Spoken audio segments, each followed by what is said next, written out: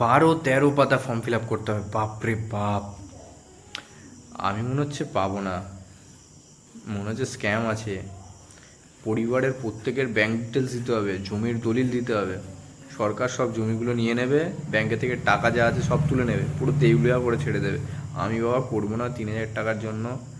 এই সব ভেবে মানুষ খুব কনফিউশনে পড়ে আছে। তো তাদের এই কনফিউশন দূর করতে আজকে এই ভিডিওটা।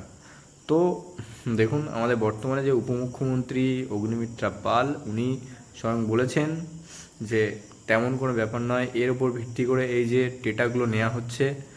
তো এটা আমাদের আগামী দিনে যেসব যোজনাগুলো আসতে চলেছে, তো তার জন্য একেবারে ডেটাগুলো নিয়ে নেওয়া হচ্ছে, যাতে পরবর্তীতে সঠিক যারা প্রাপ্য মানুষ আছে তাদের মধ্যে পৌঁছে দেওয়া যায়। তো তার জন্যই ডেটাগুলো নেওয়া হচ্ছে।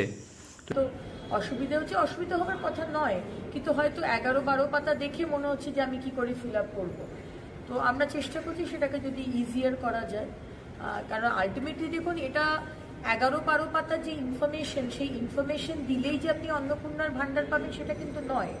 কারণ আগামী দিন অনেক কেন্দ্রের যোজনা আসবে এবং সেই যোজনাগুলোর জন্য আমরা ইনফরমেশন ডেটা নিয়ে রাখছি, কিন্তু এই ডেটার বেসিসে কিন্তু আপনি অন্নপূর্ণার ভাণ্ডার পাবেন কি না, অন্নপূর্ণা যোজনা পাবেন কি না পাবেন তা কিন্তু নয়।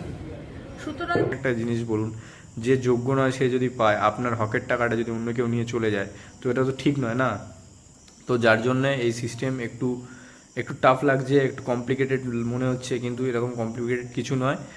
দেখুন, সবচেয়ে বড় কথা, আপনি যে ডিটেলসগুলো, যে ডেটাগুলো দিচ্ছেন, ওটা গভর্নমেন্টের কাছে দিচ্ছেন, ওটা কোনো প্রাইভেট কোম্পানিতে দিচ্ছেন না। তো গভর্নমেন্টকে দিচ্ছেন মানে সেফ অ্যান্ড সিকিউর, এটা সবসময় মাথায় রাখবেন। তো কোনো কনফিউশন না ভেবে আপনি কোনো ঘন্টা আটকাবে না, আপনি নিঃসন্দেহে থাকতে পারেন। তো আমার ভিডিওটা ইনফরমেটিভ মনে হলে আপনি লাইক, কমেন্ট, শেয়ার করতে পারেন। আর যদি ফর্ম ফিল আপে যদি কোনো প্রবলেম হয়, আপনি কমেন্ট করতে পারেন নিচে, তো আমি ফর্ম ফিল আপের জন্য আলাদা ভিডিও নিয়ে আসবো। Thank you.